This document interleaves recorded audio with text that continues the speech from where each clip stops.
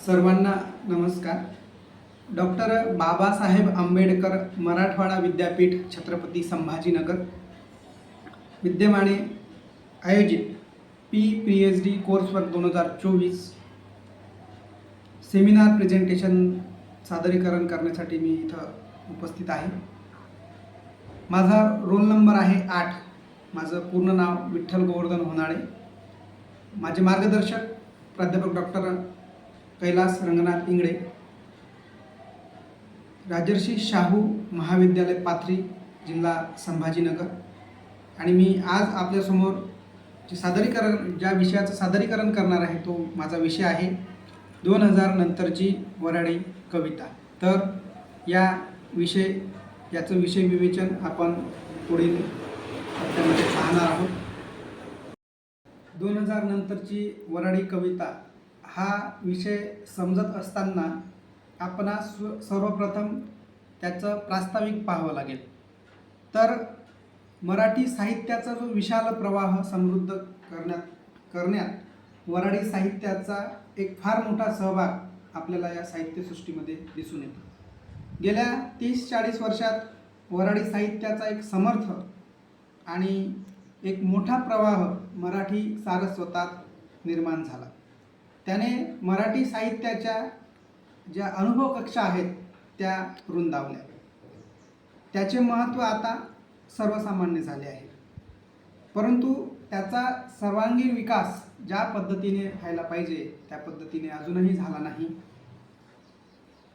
हळूहळू मराठी साहित्याचं नाविन्य हे आजच्या जागतिकीकरणाच्या काळामध्ये कमी होताना दिसत आहे आणि वऱ्हाडी साहित्याची कुठेतरी अभिनिवेश रहित चिकित्सा झाली पाहिजे.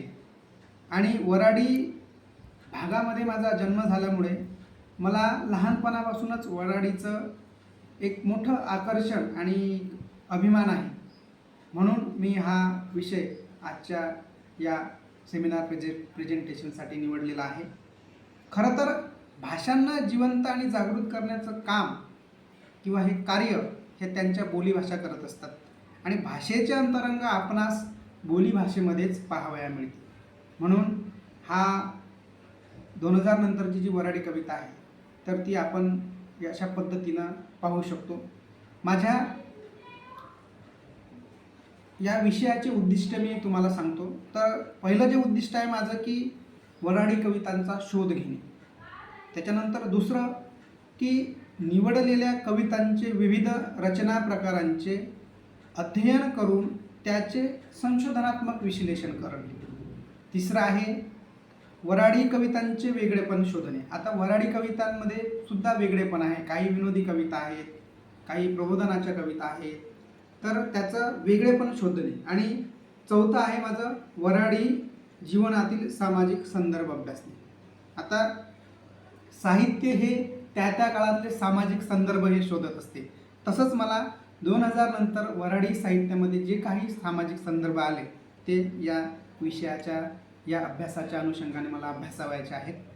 त्याच्यानंतर माझ्या विषयाची जी गृहीतकं आहेत ती गृहीतकं मी आपल्यासमोर सादर करत आहे, मांडत आहे. तर माझं पहिलं जे गृहीतक आहे ते आहे वऱ्हाडी कवितेच्या समकालीन समाज जीवनाचा अभ्यास करणे. त्याच्यानंतर दुसरं आहे वऱ्हाडी कवितेमध्ये किंवा वऱ्हाडी कवितांमध्ये असलेली ग्रामीणता याचा शोध घेणे. आता सर्वसामान्य जर पाहिलं तर वऱ्हाडी कविता ह्या ग्रामीणतेमध्ये फार मोठ्या प्रमाणात अडकलेल्या आहेत. म्हणून वऱ्हाडी कवितांमध्ये असलेली ग्रामीणता याचा शोध घेणे. तिसरं आहे वऱ्हाडी कवितेतील सामाजिक वास्तविकता याचा शोध घेणे. हे माझ्या या विषयाच्या अनुषंगाने माझ्या विषयाची गृहीतके आहेत.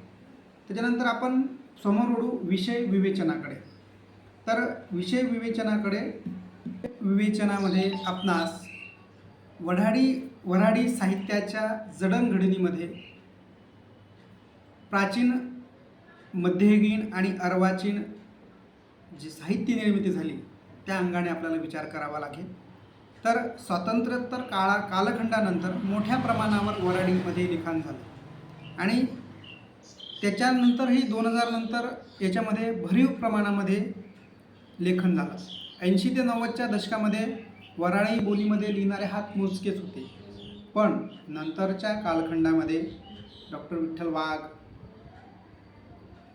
डॉक्टर प्रतिमा इंगोले, आदरणीय आकी सोनवणे, मिर्झा रफी अहमद बेग यासारखे वऱ्हाडी कवी आणि या विभागातील इतरही वऱ्हाडी कवी, जसं अखिल भारतीय वऱ्हाडी साहित्य मंचाचे सदस्य असतील किंवा अखिल भारतीय वऱ्हाडी कट्ट्याचे लोक असतील, या सर्वांनी आपल्या काव्यलेखनातून विदर्भातील मराठी रसिक व वाचकांचे अंतर्बाह्य सामाजिक प्रबोधन घडून आणले. हे कुठलाही वाचक आणि समीक्षक किंवा संशोधक हे नाकारू शकत नाही. विदर्भामध्ये मुख्यतः अमरावती विभागामध्ये फार मोठ्या प्रमाणामध्ये वऱ्हाडी कवींनी आपल्या रचना तयार केल्या आहेत. परिस्थिती अभावी बऱ्याच कवींनी आपल्या कविता संग्रह हे प्रकाशित केलेले नाहीत. हे आपणास त्याच्या साहित्याचा शोध घेतल्यानंतर आपल्या लक्षात येते. संशोधन करत असताना वऱ्हाडी साहित्याची खोली, त्यामधील नवलेखक, कवी यांना प्रोत्साहन मिळावे या हेतूने वऱ्हाडी साहित्याचे संशोधन व त्याचे समालोचन मी सदर संशोधनामध्ये किंवा सदर अभ्यासामध्ये केलेले आहे. हे संशोधन किंवा हे नव्या पिढीसाठी किती उपयुक्त आहे याची जाणीव हे साहित्य अभ्यासत असताना मला दिसून आली. वऱ्हाडी साहित्याने मराठी साहित्य समृद्ध केले हे तपासाअंती आपल्या लक्षात येते. सदर संशोधनामध्ये मी वऱ्हाडी बोली आणि तिच्यातील कवींनी, लेखकांनी लिहिलेल्या 2000 नंतरच्या कविता यावर समग्र असं संशोधन केलेलं आहे. आपल्याला विषय विवेचनानंतर निष्कर्ष, आपल्या या संशोधनाचे निष्कर्ष काय आहेत त्या निष्कर्षाकडे आपल्याला यायचं आहे.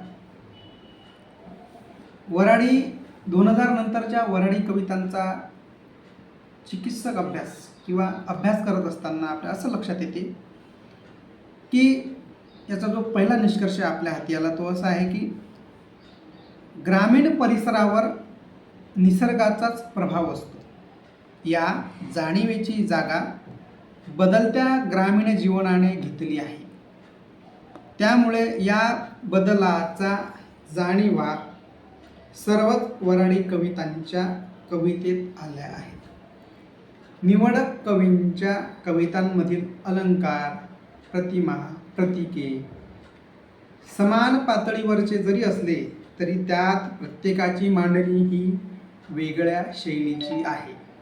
दुसरा निष्कर्ष आपल्या हाती आला आहे तो म्हणजे निवडक कवींच्या कवितांमध्ये औद्योगिकीकरण, शेतीचे वाढते परावलंबित्व आणि अलीकडील जागतिकीकरण तथा शेतकरी चळवळीचे अपयश या सगळ्या ताणतणावांनी ग्रामजीवन अस्वस्थ झाले आहे. हा सुद्धा निष्कर्ष तितकाच महत्त्वाचा आहे. तिसरा निष्कर्ष आहे आपला समकालीन साहित्याच्या या निकषावर वऱ्हाडी साहित्य अधिक सकस आहे हे आपल्या लक्षात येते. जीवनाच्या कलात्मक वेध घेण्यापेक्षा वास्तवाला थेट भेदण्याची धमक समकालीन वऱ्हाडी साहित्यामध्ये दिसून येते. चौथा निष्कर्ष आहे कवी मिर्झा रफी यांच्या कवितेच्या वाङ्मयीन मूल्यात आणि काव्यरचना तंत्रात मराठी, हिंदी, वऱ्हाडी बोली भाषेचे उपयोजन त्यांनी केले आहे. पाचवा जो निष्कर्ष आहे विदर्भातील कवींनी एकूण मराठी कवितेत भर टाकून मराठी साहित्याचे जे दालन आहे ते फार अशा मोठ्या प्रमाणात समृद्ध केले आहे. हे आपल्या प्रस्तुत विषयाचे अनुषंगाने काही निष्कर्ष मी आपल्यासमोर मांडलेले. माझे काही या अभ्यासाच्या अंती काही मी संदर्भ ग्रंथ निवडले. ते संदर्भ ग्रंथ म्हणजे एक जो आहे देविदास सोटे यांचा सरकार सोटे साहित्य प्रकाशन संस्था वर्धा, डॉक्टर विठ्ठल वाघ यांचं वऱ्हाडी म्हणी आणि लोकधर्म, त्यानंतर डॉक्टर मधुकर वाकोड यांची लोकप्रतिभा आणि लोकतत्वे, डॉक्टर विठ्ठल वाघ आणि समकालीन जे कवी आहेत 2000 नंतरचे लिहिणारे त्यांचे कविता संग्रहांचा सुद्धा मी याच्यामध्ये समावेश केलेला आहे. त्याच्यामध्ये डॉक्टर प्रतिमा इंगोले यांचा डॉक्टर प्रतिमा इंगोले यांचा भुलाई नावाचा कविता संग्रह, त्याचप्रमाणे डॉक्टर विठ्ठल वाघांचा पाऊस पाणी, कपाशीची चंद्रफुले, गाव शिव, पंढरीच्या वाटेवर इत्यादी कविता संग्रहांचा याच्यामध्ये मी समावेश केलेला आहे. आदरणीय आकी सोनोने यांचं गिल्ली मिसळ, गिरहान, गिरमिट या कविता संग्रहांचा याच्यामध्ये मी समावेश केलेला आहे. आदरणीय मिर्झा रफी अहमद बेग यांचा जांगळ गुत्ता, चोर गेला चोरीला, धोतर गुतलं बोरीला, त्यानंतर मिर्झा एक्सप्रेस आणि मिर्झायन यासारखे मी कविता संग्रह याच्यामध्ये अभ्यासाला घेतले आणि इतरही कवितांच्या कवींनी कविता ज्या तयार केल्या, निर्माण केल्या, त्यासुद्धा या अभ्यासामध्ये मी घेतलेल्या आहेत. अशा प्रकारे आपण 2000 नंतरची वऱ्हाडी कविता ही सविस्तरपणे अभ्यासू शकतो. धन्यवाद.